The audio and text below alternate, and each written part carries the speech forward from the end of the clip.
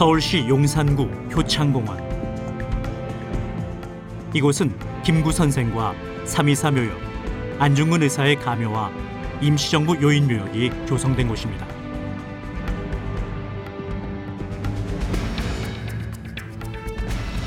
하지만 독립유공자 묘역이라 하기에 효창공원은 어딘가 부족하고 이해되지 않는 모습도 눈에 띕니다.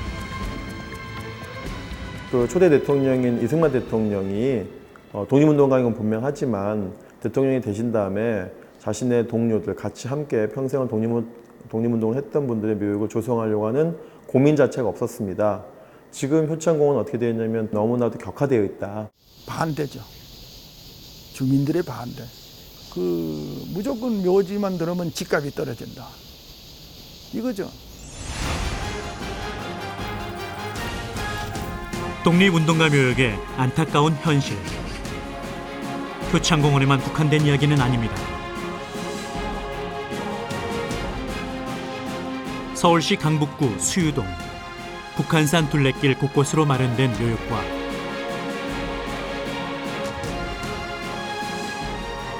중랑구 망우동의 독립운동가들 묘역도 상황이 크게 다르진 않습니다.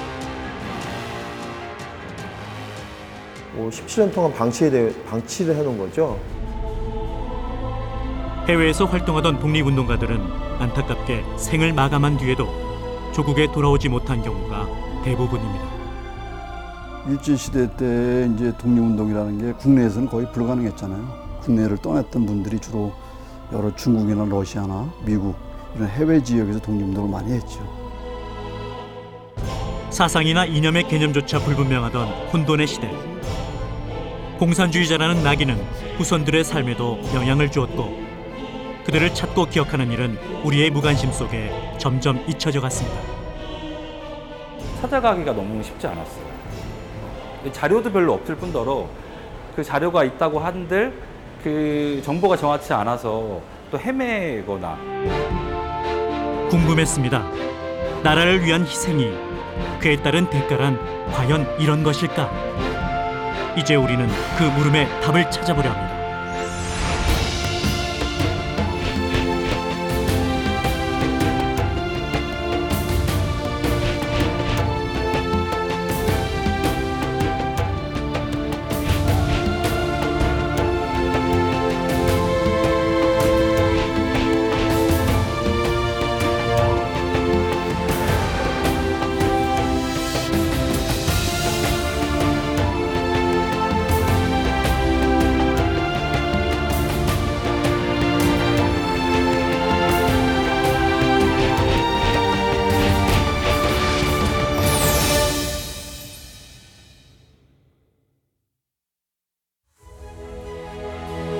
대한민국 임시정부 수립 100주년. 독립운동가들을 기리고 기억하기 위한 움직임이 활발히 이어지고 있습니다. 오래전부터 제기된 독립운동가들의 묘역 성역화와 예우에 대한 논의도 꾸준히 제기되고 있죠. 서울에서는 효창공원, 그다음에 망우리 공원, 그다음에 수유리 일대에 대표적으로 독립운동가분들이 산재해 계신데 그것이 대한민국 정부 수립 당시에 국립묘역을 조성했다면 한 군데 잘 모셔졌겠죠. 그렇지만 그렇지 못했기 때문에 독립운동가 묘역 성역화 논의가 활발한 건 그동안의 묘역 관리에 허점이 많았다는 반증. 보훈 정책이 제대로 마련되지 못한 것이 원인으로 꼽히고 있습니다. 1945년이 해방이 되고 그때 바로 독립운동가들의 예우가 시작됐어야 되죠. 쉽게 말하면 보훈 정책의 가장 영순위가 바로 독립투쟁을 하신 분들에 대한 예우가 되어야 됨에도 불구하고 45년에 되지 않았던 독립운동가에 대한 예우가 1962년이 가서야 처음으로 이루어지거든요. 17년 동안 방치를 해놓은 거죠. 독립운동가 묘역 현황은 어떤 상황일까? 우리는 김구 선생과 3.24 묘역, 안중근 의사의 가묘와 임정요인 묘역이 조성된 효창공원을 찾아가 봤습니다.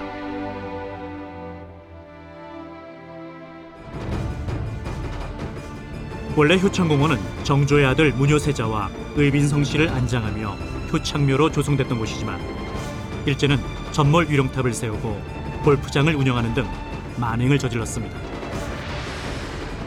그러다 해방이 되면서 백범 김구 선생에 의해 독립유공자 묘역으로 활용된 것입니다.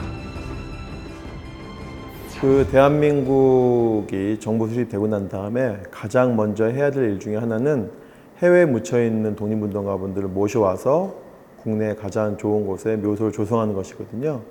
그 일환으로 이제 백범 김구 선생께서 이동영을 비롯한 차이석, 그다음에 삼의사, 백정기, 이봉창, 윤봉길 이런 분들의 묘역을 효창공원에 조성했죠. 효창공원에 가까워지면 묘역과 어울리지 않는 시설이 가장 먼저 눈에 띕니다. 효창공원 앞을 가린 축구 경기장과 그 위로 높이 솟은 조명탑이 바로 그것입니다.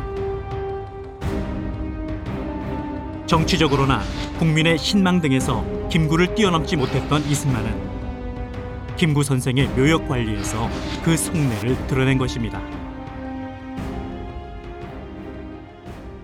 지금 와서 효창공원에 그 많은 분들이 백범 김구는 알지만 백범 김구, 뭐 이봉창, 윤봉길, 백정기, 안중근은 알지만 그분들의 묘역이 여기 있는지는 대부분 모르시다는 거죠.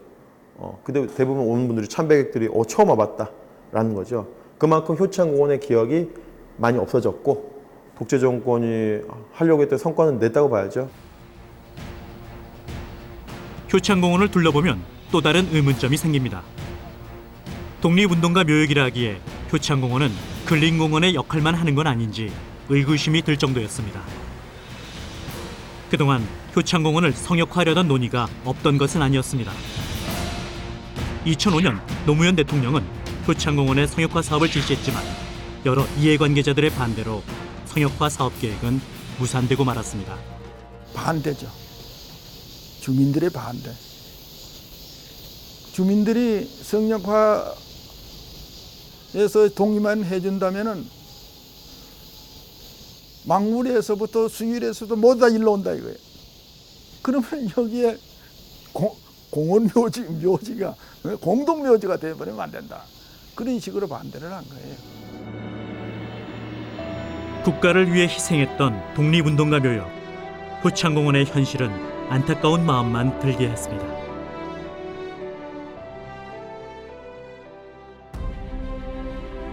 독립운동가들의 다른 묘역 상황은 어떨까요? 서울 강북구 수유동, 북한산 둘레길 2코스 순례길을 오르다 보면 곳곳에서 독립운동가 묘역을 만날 수 있습니다.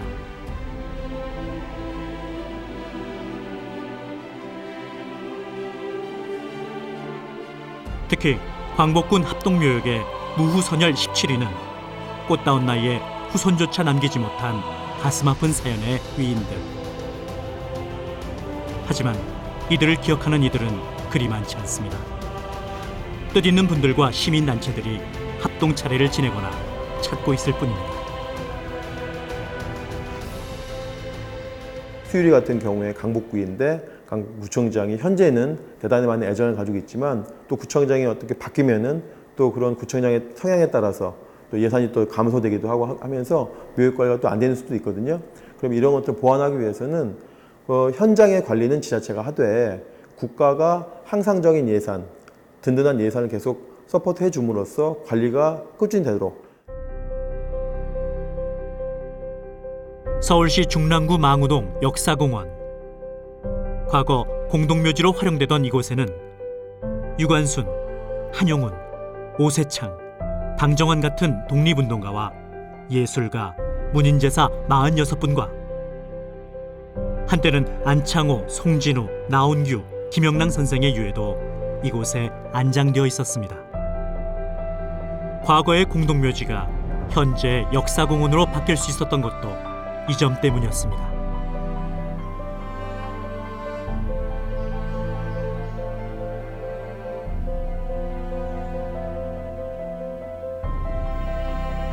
하지만 이태원 공동묘지에서 이곳으로 옮겨지던 과정에 합장된 유관순 열사 분묘 합장묘지는 안내문조차 희미한 산길 아래 쓸쓸한 모습으로 자리해 있습니다.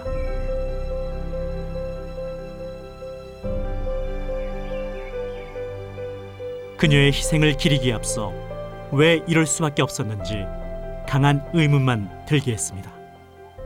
그런데 망우 역사공원이 휴식 공간이긴 하되 바로 그곳이 독립운동가들의 묘소가 상당히 있다. 다수 독립운동가 묘소가 같이 어우러져 있다고 하는 것은 대부분의 사람들이 모르고 있습니다. 또 그 망우 역사문화공원 내에는 또 장덕수와 같은 친일파의 묘역도 혼재되어 있거든요. 이런 것들을 좀 구별해내고 독립운동가 묘역은 독립운동가 묘역대로 성역을 하고 제대로 된 안내문을 설치한다든지 또는 그 주변을 잘 꾸미는 방법, 그 다음에 친일파의 묘역은 친일파의 행적, 친일의 행적을 객관적인 친일의 행적을 알리는 안내판을 세움으로써 정말 문화가 살아 숨쉬고 역사를 공부할 수 있는 그런 공간으로 재활용할 필요가 있다고 생각합니다. 독립운동가들 중에는 국내에서 활동했던 분들보다 해외에서 활동했던 분들의 수가 더 많습니다. 일제의 탄압을 피하기 위한 어쩔 수 없는 선택이었죠.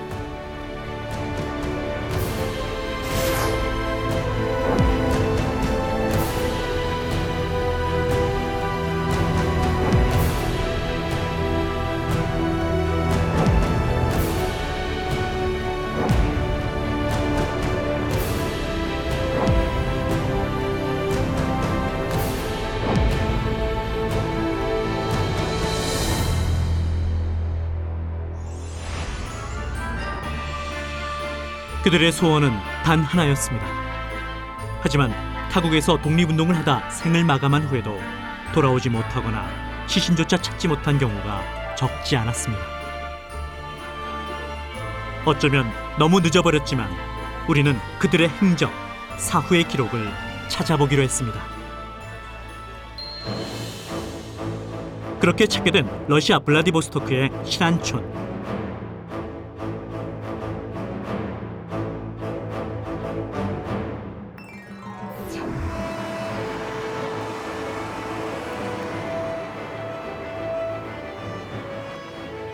신안촌은 우리 선조들의 독립운동 근거지로 도시 개발에 의해 당시의 관련 시설들을 찾을 수는 없지만 그날의 흔적들은 남아있는 곳이었습니다.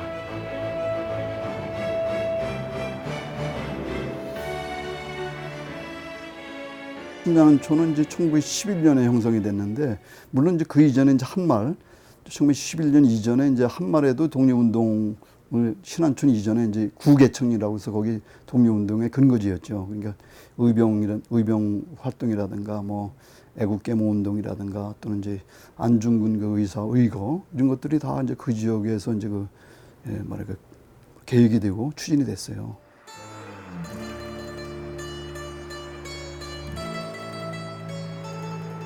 신안촌의 대표적 독립운동 기구였던 권업회의 회장은 러시아의 정치, 사회, 경제 면에서 커다란 영향력을 가졌던 최재형 선생입니다. 현재 우스리스크에는 최재형 선생의 고택이 남아 그의 공적을 기리고 있습니다. 러시아 양부모 밑에서 자란 최재형 선생은 러시아 내에서 불행하고 차별받는 한국인들의 상황을 누구보다 적극적으로 대변해 주었고 때문에 따뜻한 난로라는 뜻의 최페치카로 불리기도 했습니다. 반대로 일본군에게는 반드시 잡아야 했던 요주의 인물이기도 했습니다. 당시 그 러시아 한인 사회에 실질적으로 이제 러시아 국적을 가진 지도자로서 그 당시 한인들의 많은 존경과 그 사랑을 받았던 그 한인 사회의 지도자였죠. 그리고 독립운동에도 많은 여러 가지 도움을 주고 기여했던 분이에요. 이제 그것으로 인해서 결국 이제 일본군에 의해서 이제 요주인물로 그러면 그 지목을 받아가지고 1920년 4월 참변 때 이제 체포돼서 비참하게 이제 학살된 그런 분이죠. 지속적 독립운동의 전개와 일본군의 끈질긴 추적으로 최재형 선생은 위기에 처하게 됩니다. 결국 피할 수 있던 상황에도 최재형 선생은 일본군에 체포되어 비극의 순간을 맞습니다. 그러니까 이분이 이제 원래 근거지는 이제 연추, 두만강하고 가까운 그 연추 지역이거든요. 또는 블라디보스톡이 다 이 저희 최재형 선생이 이제 여러 가지 그 건물도 많았고 사업을 했던 그런 그 뭐랄까요 그런 본고를 근거지를 갖고 있던 분이에요. 근데 이제 일본군이 들어오면서 이제 그런 것들이 다 이제 뭐랄까 재산도 낭비 좀 소진이 되고 결국은 이분이 이제 도피할 수 있었던 그 기회는 많았죠. 그럼에도 불구하고 이제 자기 집에서 일본 헌병대가 체포하러 오는 것을 기다리고 그런 걸 이제 피하지 않고 기다렸던 이유는 일본군들이 들어와서 결국은 자기가 도피를 하게 되면 가족들, 부인을 비롯해서 그 자녀들 있잖아요. 그 가족들에게 일본군이 어떻게 할 것이라는 걸 알고 있었어요. 최재형 선생은. 최재형 선생을 체포하던 당시 상당수의 독립운동 지도자들이 함께 체포되고 학살되었습니다. 연해주 각지를 기습해 일으킨 4월 참변이었죠. 하지만 최재형 선생을 포함한 독립운동 지도자들의 시신은 어느 곳에서도 찾을 수 없었습니다. 우스리스크 감옥 뒤 언덕을 처형 장소로 추정하고 있을 뿐입니다. 좀 알려진 바로는 이제 이인섭이라고 하는 분이 그런 이제 후손들이 남겨진 기록들을 이제 바탕으로 해가지고 러시아에 있는 그 우스리스크 감옥, 그 이제 감옥이라는 게 그렇게 바뀌지는 않아요. 우스리스크 감옥이라고 하는 그 뒤에 있는 소위 이제 왕바산이라고 당시 이제 중국식 발음인데 왕바산이라고 하는 야산에서 이 네 분을 이제 처형하고 그다음에 그분들을 이제 땅에 묻고서 후손들이 이제 시체를 찾을 수 없도록 이제 묻었다는 거죠. 평평하게. 그래서 현재 지명으로 이제 뭐 소베트스카야 울리자라고 돼 있는데 여전히 최재형 선생의 시신은 찾지 못하고 있습니다. 언덕 위에 외롭게 꽂힌 십자가만이 당시 처했던 독립운동가들의 상황을 대변하고 있습니다. 독립운동사에 굵직한 업적을 남긴 분들 중에는 사상이나 이념을 이유로 저평가되거나 알려지지 않은 분들도 적지 않습니다. 그거는 학계에서는 어느 정도 논쟁이 안 되고 있지만 그 논쟁을 만들려고 하는 측은 정치권에서만 논쟁이 되고 있어요. 학계에서는 이미 다 나와 있는 얘기예요. 그러니까 1917년 러시아 혁명 이후에 특히 이제 30년대 넘어가면은 특히 30년대 말 40년대가 되면 한국 사회에서 독립운동은 거의 사회주의가 주도하게 되거든요. 완전 주도권이 사회주의가 됩니다. 그것을 뭐 지금의 관점으로 지금의 사회주의 국가의 뭐 중국이라든지 지금의 뭐 자칭 사회주의라고 주장하는 북한의 관점으로 그걸 보면 안 된다는 거예요. 그 시대 관점에서 봐야 되는 것이지. 우리 민족의 해방을 위해서 그 국가의 독립을 위해서 말하면 우리가 그 독립운동의 모든 방법을 동원해서 모든 이념과 그 사상을 떠나서 독립을 할 수 있는 우리 민족이 독립할 수 있는 모든 방안을 다 동원한 거란 말이에요. 근데 그런 거를 우리가 폭넓게 다양하게 됐던 그 독립운동의 그런 여러 가지 측면을 우리가 다 수용을 해야 되는데 사실은 우리 인식이 한국 사회가 그게 미치지 못하는 거죠. 분단 이후 사상이나 이념의 이유로 외면당하거나 배척된 독립운동가들. 그중 이동희 선생은 독립운동을 강력하게 추진했던 인물로 일본군들에게는 두려움의 대상이었습니다. 이동희 선생은 뭐 이제 1910년대, 20년대에 말하자면은 그 러시아 지역 또 북간도 지역, 만주 지역에 아주 존경을 많이 받던 분이죠. 그리고 운동을 일본 사람들이 볼 때 가장 넘버 원, 제1호의 이제 최고의 가장 그 두려워했던 인물이죠. 이동희 선생은 1919년 11월 대한민국 통합 임시정부의 초대 국무총리로 활동하다 이후 사회주의 운동에 관여하며 무장투쟁을 이어갑니다. 1935년에 이제 그 블라디보스토크 그 신안촌에서 이제 사망을 해요. 국제혁명가 후원회라는 게 있어요. 그곳에 이제 기금을 이제 모으기 위해서 수청이라고 하는 그 지방 이제 산악지대죠. 그 지역을 이제 방문하고 겨울에 1월 달에 이제 방문하고 이제 오다가 눈보라를 만져가지고 국제단체의 후원금을 모으기 위해 혹한 추위와 험한 산길도 마다하지 않았던 이동희 선생은 끝내 독감을 이기지 못하고 결국 사망에 이르고 맙니다. 하지만 지금까지 이동희 선생의 묘역은 찾지 못한 상황입니다. 이동희 선생이 묻혔던 공동묘지가 개발되면서 자취를 찾을 수 없게 된 것이죠. 후다라이리츠가 두 번째 그 강이란 그 지역인데 지금 당시에는 뭐 대청자라고 이렇게 불렸습니다만 그 지역에 이제 묻혔는데 지금 뭐 그 묘지터로 우리 찾을 수가 없죠. 지난 4월 문재인 대통령은 우즈베키스탄을 국빈 방문해 양국의 협력 관계를 견고히 하고 항일운동의 요람을 언급하며 독립운동가 후손들을 소개했습니다.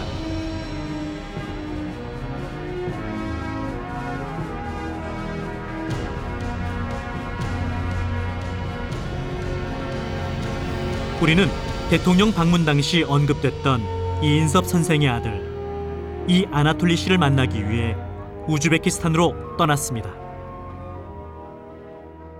И с нас спрашивал все время, чтобы мы, как говорили, чтобы были людьми. Все, чтобы учились как следует, друг за другом смотрели. Но он вот такой был. И еще он был очень грамотный. Он знал 3 языка: японский, китайский, корейский и плюс русский. Вот.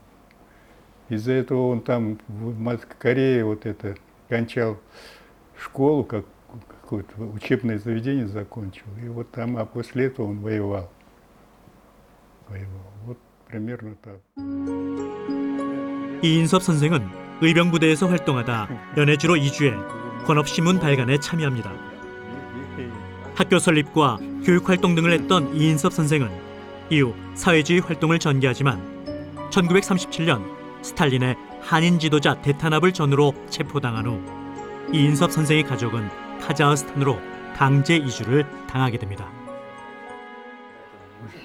Сначала, значит, его арестовали в 1936 году. Он был в звании полковника, если я не ошибаюсь. И вот его, значит, арестовали и отправили в Кызылорду, в Казахстан. 카자흐스탄으로 강제 이주를 당한 후 이인섭 선생은 어려워진 생활고를 이겨내기 위해 행상을 하기도 했고 1957년 이후에는 한글신문의 통신원으로 활동하기도 했습니다. 그는 스탈린 탄압 때 살아남았다는 부채의식으로 독립운동사에 길이 남을 수많은 기록을 남겼습니다. 이인섭 선생 경우도 그 전에 전혀 알려지던 분이 아니에요. 일부 이제 학자들이 이제 주목을 했던 것이고 그분이 엄청난 기록을 남겼기 때문에 그 자기는 이제 스탈린 때 잡혔다가 이제 나왔습니다만은 이 스탈린 대탄압에 이제 처형될 뻔했던 분이죠. 살아남았단 말이에요. 어떻든 그래서 살아남은 자로서 독립운동에 참여했다가 말하면 스탈린 대탄압의 어떤 그 처형이라고 할까? 탄압을 피해서 살아남은 자로서의 소위 책무감, 부채의식을 느껴가지고 그나마 이제 독립운동에 대한 조사 활동을 하고 스스로 자기 모든 연금을 거기에 써가지고 그리고 활동을 하면서 남아에 살아있는 사람들의 어떤 회고록이라든가 증언도 모으고 기록도 모으는 그 작업을 한 거예요. 그래서 그 기록을 엄청 자기 축적을 했죠. 후세대를 위해서. 이인섭 선생은 조국을 떠나 있음에 늘 아파했고 누구보다 분단을 안타까워했습니다. 이인섭 선생을 옆에서 지켜봤던 스베틀라냐 슬로보치코바 씨는 아버지의 조국을 향한 그리움을 누구보다 잘 기억하고 있었습니다. Ну да, я думаю, что это, наверное, тоска по родине. Конечно, всю жизнь тоска по родине. И он всю свою же сознательную, вот сколько я себя помню, он получал с Кореи газеты, с Китая газеты. Он старался быть в курсе событий, что происходит в Корее. Я думаю, что для отца целая Корея вся была родиной. Он не делил. Он не делил. 일생 동안 조국을 그리워했던 이인섭 선생이지만 그의 묘소는 현재 우즈베키스탄 안디잔에 자리했습니다.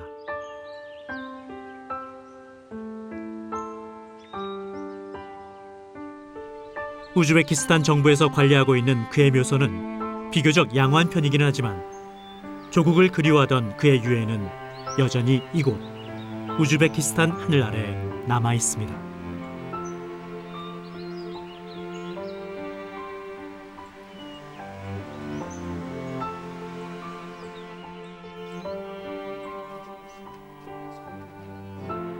문재인 대통령이 우즈베키스탄 국빈 방문 시 언급했던 또 한 사람, 한 블라디슬라브 씨 역시 스탈린 대탄압으로 희생된 독립운동가의 후손입니다.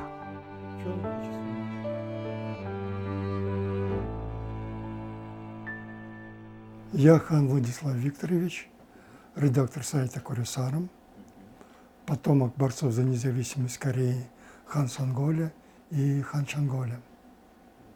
То, что они были борцами за независимость Кореи. Хан Чанголь был командиром корейского партизанского отряда. Хан Сонголь, его второй младший брат, помогал ему в подпольной работе. И третий брат Александр, совсем юношей, 18-летним пацаном, он убежал из дома воевать вместе со своими братьями. Вот так. 한창걸은 빨치산 부대를 망라한 고려혁명군 정청위원으로 활동한 인물입니다. 한상걸, 한 알렉산드르 역시 형을 도와 빨치산의 일원으로 활동했습니다. 그들은 빨치산의 도시라고 불리던 수청, 파르티잔스크에서 활동합니다. 그리고 1920년대 간도 참변과 4월 참변 이후로도 일본군의 만행이 계속되자 한창걸 형제는 김경천 장군과 함께 일본군과 나적단을 섬멸하며 연해주 일대의 조선인들을 보호합니다. 하지만 그들의 공적은 알려지지 않았고 묘소 역시 후손조차 알 수 없는 곳에 묻히게 됩니다. Значит, хан Чанголь в Хабаровске, хан Сонголь во Владивостоке, хан Александр в Уссурийске. В этих трех городах их расстреляли. Больше никаких данных нет. 우리는 다시 길을 나섰습니다. 최근 우리에게 영화 봉오동 전투로 잘 알려진 홍범도 장군, 그의 외손녀 김알라 씨를 만나기 위해서였습니다. Я узнала, вот, детство я слышала про Хумбомда, знаете, наш дедушка, это гениальный. Но я осознала, 8 лет мне было, я помню хорошо, 8 лет он воевал против японцев, Кореи, по всей японцев. 김알라 여사는 홍범도 장군의 임종 당시 품 안에 있던 14개월의 외손녀로 그의 유일한 후손입니다. 하지만 김알라 여사는 그의 혈육으로 공식 인정을 받지 못했습니다.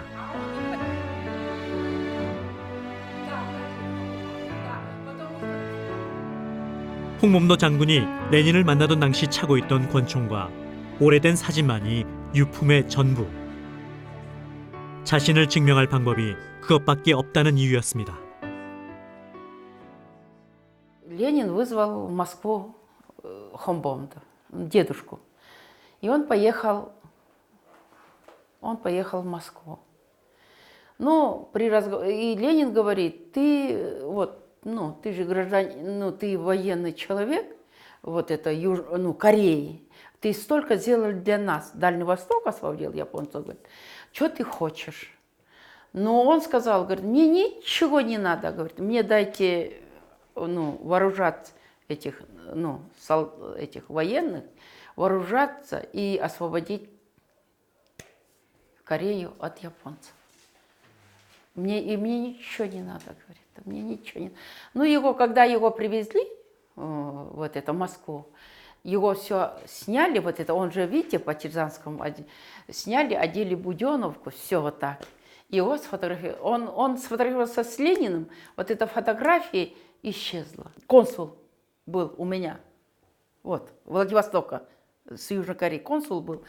И, говорит, приезжал года 2-3 тому назад какой-то, говорит, внучка Хумбомдов.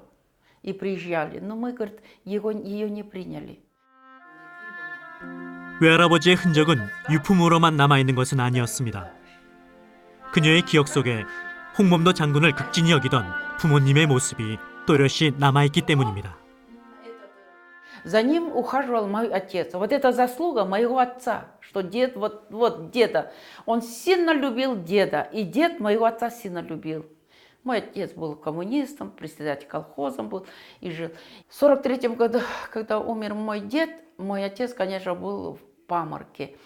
И он все хоронили же, не только мой отец, там это все похоронили и все. А за могилы до 1948 года, за могилы моего деда, говорит, это ухаживал, это моя мама сказала, и моя бабушка, что ухаживал мой отец.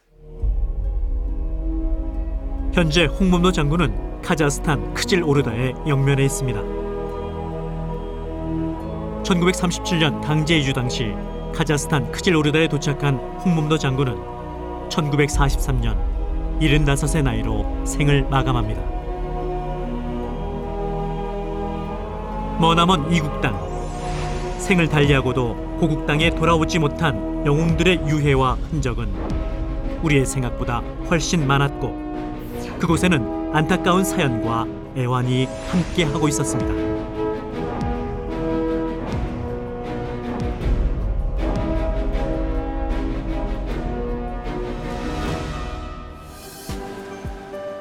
그리고 독립운동은 우리의 생각보다 넓고 광범위하게 진행되었습니다. 미국 뉴욕에도 독립운동의 사적지가 여럿 남아 있습니다. 높은 빌딩 숲 사이 1912년 건립 당시의 모습을 그대로 간직한 메갈핀 호텔은 국제회의를 통해 약소민족이 의견을 제시하고 국제 정세에 대응하기 위한 소약소국 동맹회의 개최 장소로 당시 한인들의 이런 활동이 전 세계 언론에 보도되면서 3.1운동의 시발점이 됩니다. 그리고 3.1 만세운동이 일어난 2년 뒤 메갈핀 호텔 인근에 자리한 더 타운홀에서는 3.1운동을 재현하는 한인연합대회가 열리고 타운홀에서 독립염원을 외친 한인들은 뉴욕 한인교회를 설립합니다. 저희 뉴욕 한인교회는 1921년 4월 18일 날 창립되었습니다. 한국에서 1919년도에 3.1절 운동이 이제 일어났는데 이 미주에서는 맨하탄 타운홀에 참석한 한인은 60명. 근데 미국인들이 1,000명. 그래 1,000명 이상. 그러니까 1,300여 명이 3.1절 2주년 그 기념 행사를 했습니다.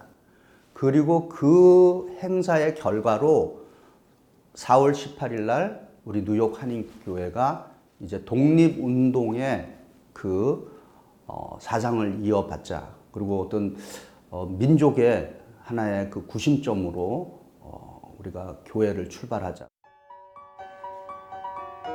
뉴욕 인근에 살던 한인들은 뉴욕 한인교회에 독립자금을 전달했고 안창호 선생이 세운 공립협회가 국민회로 발전하면서 해외 각지에서 동포들의 독립자금이 이곳으로 모였습니다.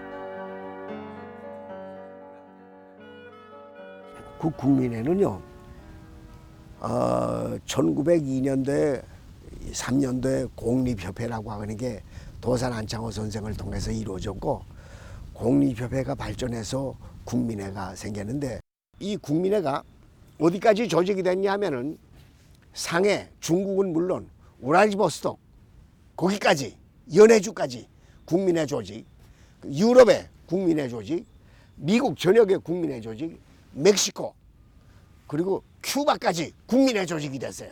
그래서 그 국민회를 통해서 독립자금을 쫙 막아주고 상해 임시정부에 갔는데 10년 동안 모은 돈이 25만 불. 그 생각해 보세요. 1920년도에 말이야 25만 불의 자금이 상해 임시정부에 들어갔다. 어마어마한 돈입니다. 그때 무슨 우리 동포들 중에 기업가가 있었습니까? 뭐 있었습니까? 순전히 노동자들이죠. 예. 그렇게 나라를 뜨겁게 사랑했어요. 1927년 현재의 자리로 옮긴 뉴욕 한인교회는 독립운동을 구상했던 장소로 해방 전후에는 각종 단체의 집회 장소나 임시 거소로 활용됐습니다. 뉴욕 한인교회는 최근에도 독립운동가들을 위한 다양한 일을 진행하고 있습니다. 항일 애국지사들이 잠든 퀸즈 마운트 올리벳 공동묘역 일대를 독립운동의 상징적 공간으로 성역화하는 사업도 그중 하나입니다.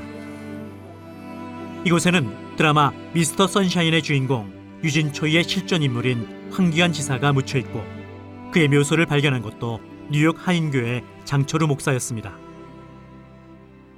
내가 11년 전에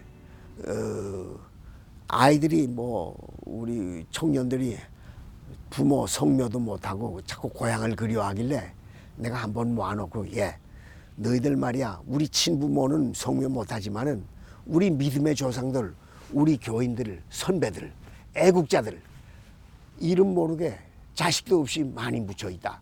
우리가 그분들 성묘를 하면 어떻겠냐. 묘지 그 대장을 조사해 보니까 아유 김씨, 이씨, 박씨, 최씨가 막 나와. 그러니까 1920년도서부터 40년까지 많은 사람들이 나와요. 독립운동가의 묘소를 찾는 일은 우연치 않은 계기로 시작되었습니다. 하지만 그렇게 발견한 곳에 많은 조선인들이 그리고 황기환, 염세호 애국지사의 유해가 묻혀 있던 것입니다. 여기 지금 이게 빈토가 아닙니다. 이건 여기는 무덤이 꽉 찼어요. 그래서 저쪽으로 다 이제 모시는데 이게 빈토처럼 보이죠. 천만에 비석 없이 묻혀 있는 분들 흙이 쌓여서 이렇게 공터가 된 거예요. 뉴욕 한인교회의 노력이 아니었다면 이곳의 애국지사 묘지는 여전히 흙더미 속에 묻혀 세상 밖을 나오지 못했을지도 모릅니다. 한인 민족운동의 거점으로 중요한 역할을 했던 뉴욕 한인교회. 이곳에서는 청산리 전투의 마지막 생존자 이우석 선생의 후손 이춘덕 여사도 만날 수 있었습니다. 뭐야 그게 군사학교가 그거 뭐죠? 응? 신흥무관학교. 거기를 해서 거기 들어갔는데 거기서도 그게 하는 게 굉장히 힘들었대 들어가는데. 그래서 거기 가가지고 김자진 장군도 만났고 거기서 다 만났대요. 김자진 장군을 만난 계기로 청산리 전투에 참여하게 된 이우석 선생은 큰 승리를 거두며 광복이 되는 날까지 항일 투쟁을 이어나갔습니다. 하지만 이후의 삶은 순탄치 못했습니다. 그때 말도 못하죠. 부끄러운 얘기지만 내가 밥도 다 얻으러 댕기고 그랬어요. 처음에 이남으로 넘어왔더니 그 오광선 씨라고 그 장군이었는데 아버지하고 둘도 없는 친구라 그분이 그 적산가옥 하나를 맡아놨어. 그래서 거기 들어갔거든요. 근데 얼마 안 있다가 우리가 다 쫓겨난 거야. 그래서 내가 우리 엄마한테 물어봤더니 친일파들이 그거 빼서 다 내쫓고 자기네가 가진 거래. 그래서 그때 갈 데가 없으니까 아버지가 저기 미아리 고개 그때는 미아리 그 산이 있었거든. 거기 굴이 있었어요. 굴이. 거기 들어가서 살았어요. 거기 가서 조금 있고 고생 말도 못하죠. 아버지가 엿장수도 했지 뭐 안 한 거 없이 다 했어요. 한치의 희망도 보이지 않던 막막했던 삶. 결국 이춘덕 여사의 어머님은 영양실조로 세상을 떠나고 말았습니다. 이후에도 식민지 잔재의 흔적과 제도적 허점은 이우석 선생과 가족들의 삶에 큰 영향을 미쳤습니다. 일사후퇴 되기 전에 엄마가 다 그냥 영양실조로 다 죽게 됐어. 얼마나 배가 고팠으면 우리 옆집에서 떡 장사를 하는데 거기 가서 인절미를 외상으로 얻어서 잡섰대. 그랬는데 그게 취해가지고 그날 저녁에 돌아가셨어요.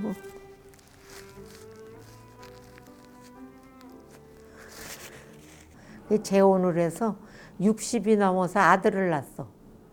마나님이 40대니까. 그래가지고 걔가 지금 보온 저거를 받는 거예요. 아니요, 재혼해서 난 아들, 아버지 아들. 보훈처에서 그러더라고요. 아들이, 내가 한 번 가서 물어봤더니 아들이 먼저고 저걸 받으려면 아들이 죽은 다음에 날 보고 받으래. 세상에. 그리고 이우석 선생은 행상과 막노동을 하며 생계를 이어가다 신림동 철거민촌에서 생을 마감합니다. 현충원은 우리나라 국립묘지의 대표적인 곳입니다. 하지만 궁금합니다. 우리가 만난 독립운동가들은 왜 국립묘지에 묻히지 못한 것일까? 올해로 92세, 건국훈장 애족장을 받은 정환진 선생은 생존하는 몇 안 되는 독립유공자 중 한 분으로 16세의 나이에 항일투쟁결사체 태극단에서 활동했습니다. 전국의 학교와 지역별 조직을 완성한 뒤 항일투쟁을 이어가려던 태극단에서 정환진 선생은 대구 신사폭파 계획을 세웠지만 배반자의 밀고로 징역을 살아야 했습니다. 그리고 당시에 나라 잃은 슬픔에 울분하던 16세의 소녀는 이제 92세의 노인이 되었습니다. 하지만 선생은 죽어서도 국립묘지에 가고 싶지 않다며 강한 불신을 호소합니다. 현충원에 가고 싶지 않다고 한 거는 내 생각 그대로 정말 오해받기 싫은데 현충원에 왜 가고 싶지 않을 이유가 있겠습니까? 현충원 나름이잖아요. 본래는 세울 때는 더구나 나라에서 세운 현충원에 간판을 걸어놓고 외로운 밑에서 충성한 놈들이 무슨 놈의 현충원 우리나라에서 독립운동한 사람도 묻혀있고 북과 다른 유공자도 많이 묻혀있는데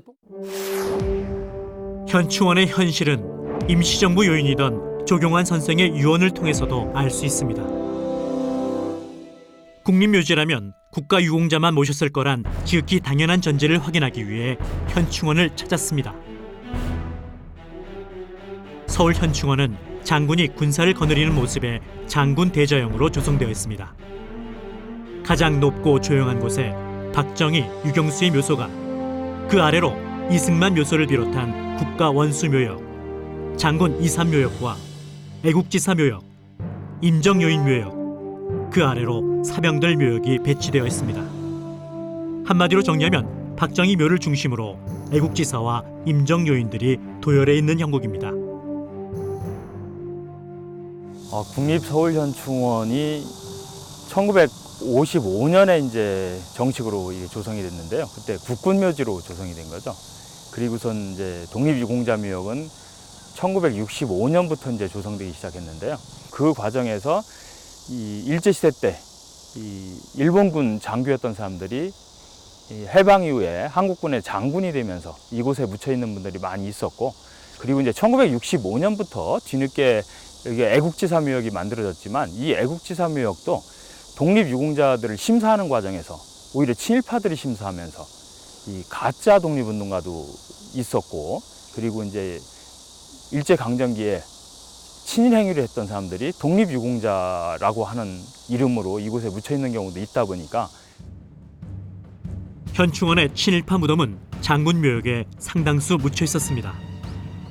해방 이후 친일 청산이 제대로 진행되지 않았고 친일 행적을 보였던 이들이 그대로 대한민국 정부의 요직을 차지하면서 생긴 일입니다. 장군묘역에는 상당히 좀 친일파들이 많이 있습니다. 그 서울과 대전 이렇게 현충원 전체를 합치면 그 63명 친일 인명사전에 그 올라와 있는 사람 중에서 63명이 이제 여기에 묻혀 있고요. 그리고 2005년부터 2009년까지 친일 반민족 행위자 진상규명위원회 국가기관으로 활동을 한 것이죠. 그 결과로 1,005명이 이제 친일 반민족 행위자로 지정이 됐는데 그 중에 11명이 이 서울현충원과 대전현충원에 이제 지금도 있는 것이죠. 현충원에서는 우리가 알지 못했던 안타까운 사연의 묘역도 있었습니다. 신흥무관학교를 함께 졸업하고 독립운동을 이어갔던 지청천 장군과 친일 행적을 이어갔던 이응준의 묘역이 바로 그곳입니다.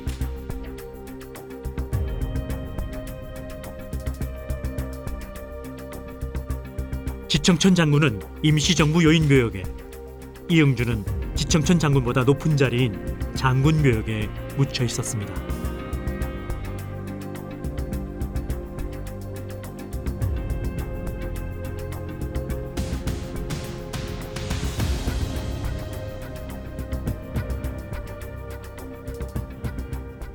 이 장군 이묘역에 안장되어 있는 이응준, 그리고 이곳 독립유공자 묘역에서 이제 임시정보 요인묘역에 있는 이제 지청천 장군, 이런 부분이 마치 이응준 그 장군 묘역에 있는 이응준 장군 같은 경우는 과거에 친일 행위를 한 그 일본군 장교였는데, 그 사람이 아래로 내려다보고 있는 형국, 이런 형국이어서 이게 좀 모순적이지 않느냐, 이게 좀 개선되어야 하지 않느냐. 현충원의 근본적 문제는 독립운동가 묘역을 마련하지 못했던 것에서 비롯되었다고 할 수 있습니다. 이 묘지가 이제 형성되는 게 국군 묘지로부터 시작한 것이고, 그래서 한국전쟁 과정에서 이제 공을 세운 사람들, 근데 지금 그 과정에 돌아가신 분들이 이제 주로 먼저 이곳을 자리를 잡은 거잖아요. 그러다 보니까 그 당시 이제 우리 사회가 이제 한국전쟁 이후에 특히 이제 군사 문화가 우리 사회를 지배해왔고, 그 뒤로 이제 더군다나 이 쿠데타 정권이 상당히 장기간 이렇게 집권을 하다 보니까, 그래서 장군 일묘역이 이 공간에서 제일 좋은 곳, 경치도 제일 좋은 곳, 이렇게 조성이 된 거고, 그 뒤로 이제 장군 2묘역, 3묘역 이렇게 생겼는데요. 그런 다음에 1965년도부터 이제 애국지사 묘역, 독립운동가 묘역이 이곳에 들어오다 보니까 먼저 장군 묘역을 중심으로 틀이 잡힌 속에서 이 독립운동가 묘역이 조성되다 보니까 좀 그렇게 아이러니한 상황이 된 것 같아요. 그렇다면 국립묘지는 어떤 모습을 갖추어야 할까? 우리는 그 물음에 조금이라도 가까이 가기 위해 미국 워싱턴을 찾았습니다. 워싱턴 포토맥 남서쪽으로 자리한 알링턴 묘지는 미국 참전 용사들이 잠들어 있는 곳으로 안장자 생전 신분에 높고 낮음에 관계없이 대부분이 평범하고 소박한 묘를 조성한 것으로 유명합니다. 계급이나 신분에 따른 규정이 아닌 모든 안장자의 희생을 동일하게 인정하는 것. 알링턴 묘지가 오늘날의 위상을 얻게 된 것도 상하 관계보다 평등의 관계를 중시한 데서 시작된 것입니다. As you can see, we have many different types of headstones at Arlington. Behind me, these are all government regulation. The government will give you this headstone. If they are getting a private headstone, it needs to be pre-approved. So you couldn't have, if you've ever been up to the West Point Cemetery, there are some very, very large monuments. Just like there are here in Section 1, the Fine Arts Commission put some limits as to what the size of the headstone could be for spatial reasons. But what goes on is basically it has to be pre-approved and the marker has to be pre-approved if it's private. 알링턴의 또 다른 특징은 유가족이 아닌 일반인 방문객 수가 적지 않다는 것입니다. We get over 4 million a year. Yes, and our visitors include people attending services, families, but also lots of tourists internationally. Arlington is always open to the public. We're open every day of the year, although we don't conduct services every day. So when people come from out of town, they often come to pay their respects, see the changing of the guard, walk amongst the grounds, and see some of the famous people who are interred here. 알링턴 묘지에 묻히기 위해서는 이곳에서 마련한 엄격한 규정도 따라야 합니다.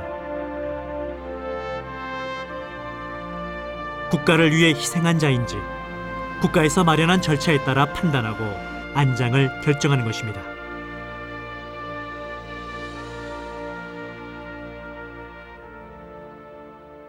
In order to be buried at Arlington, you need 20 years service, of which 1 day must be active duty, and you must be eligible for retirement. Your family can contact the cemetery, and then you will be required to provide records which will demonstrate your eligibility. So some families plan to be buried here years out, others decide wait until after somebody is deceased. 우리나라에 독립운동가들의 유해를 모신 국립묘지가 없는 것은 아닙니다.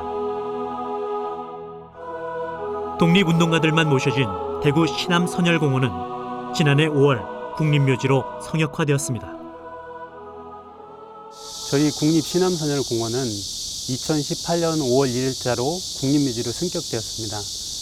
기존에는 대구시에서 관리해왔으나 현재는 국가보훈처에서 국립묘지 전담관리부처로서 관리를 하고 있습니다. 신암선열공원의 국립묘지 승격은 대구 지역의 광복회원 등이 꾸준히 요구해왔던 그런 사항이었습니다. 그런데 2017년 7월 5일 대구 지역 국회의원 28명이 신암선열공원의 국립묘지 승격을 위한 법률안 개정을 공동 발의하였고 같은 해 9월 28일 날 국회 본회의를 통과했습니다. 그리고 10월 31일자로 법률안이 공포되면서 6개월 후인 2018년 5월 1일자로 시행되어 국립묘지로 승격이 이루어졌습니다.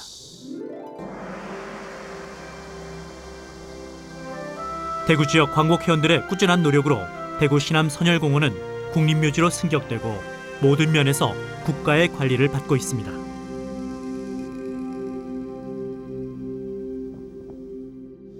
국립묘지로 지정된 경우에 여기 안장되신 분들에 대해서는 묘역 벌초라든지 묘역 관리, 잔디 관리, 모든 관리, 시설물 이제 상석이나 비석 관리 등 모든 시설물을 국가에서 관리를 하고, 그리고 그 각종 행사나 이런 때 그 참배객들이 와서 참배를 할 수 있도록 안내를 해서 애국 선열들의 그런 독립 정신을 배워갈 수 있도록 그런 역할을 합니다. 묘역 관리에 있어 개인이 후손들이 할 수 없는 한계는 분명히 존재합니다. 독립운동가 묘역이 국립묘지로 성역화되어야 하는 이유가 바로 여기에 있는 것입니다. 묘지 자체도 사실 손자나 그 증손자까지 이제 내려가면 그 증조 할아버지, 고조 할아버지의 무덤을 누가 그렇게 잘 보존하려고 하겠습니까? 근데 그건 이제 거기에 이제 정부가 개입되게 되는 거죠. 여전히 보완이 필요한 것들은 많지만 최근에는 희망적인 변화들도 눈에 띕니다. 독립운동가 묘역관리와 예우에 대한 정부의 관심과 움직임이 적극적으로 이어지고 있습니다. 올해가 3.1운동 100주년 그리고 임시정부 수립 100주년이 되는 해입니다. 이 100주년을 기념해서 현재 서울시와 보훈처, 그다음에 문화재청, 그다음에 용산구 4개 기관이 MOU를 체결을 해서 이 지역을 효창 독립 100주년 공원으로 조성하는 걸로 약속을 하고 현재 추진 중에 있습니다. 효창공원은 여전히 여러 이해관계가 조율되지 못한 상황입니다.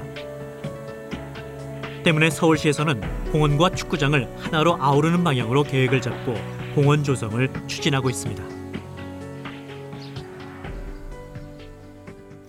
효창공원은 다양한 이해관계자들이 많습니다.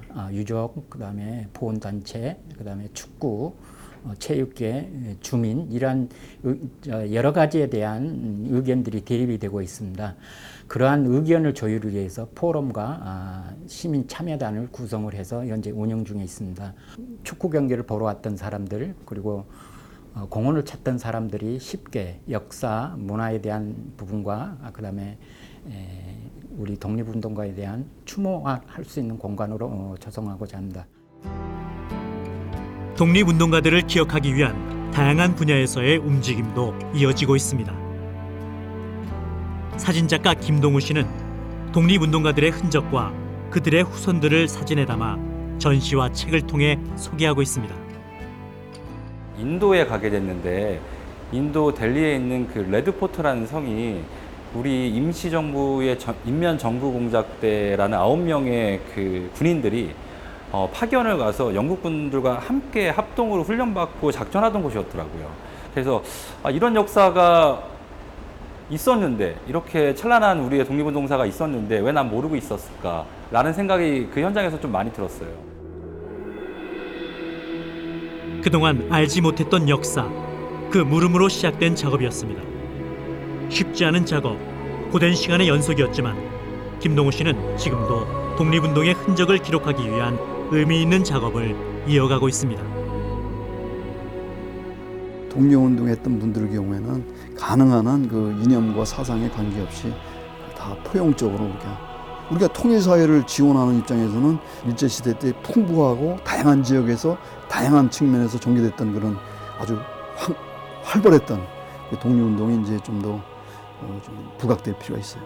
해방이 되는 것을 보지 못하고 돌아가신 분들의 이야기, 유언들이 대부분 뭐냐면 내가 죽으면 그 땅에서 중국이든 현장에서 잠깐 임시로 매장해 놨다가 우리나라가 독립이 되면 독립된 땅에 나를 다시 이장하라. 우리는 너무 긴 시간을 돌아왔습니다. 이제 더 이상 그들을 외면하거나 잊혀지게 두어서는 안 될 것입니다. 독립운동이라는 그들의 희생에 우리가 할 수 있는 최선의 예우가 필요한 시점. 이제 우리가 그들의 지난 시간 물음에 진심 어린 답을 전할 차례입니다.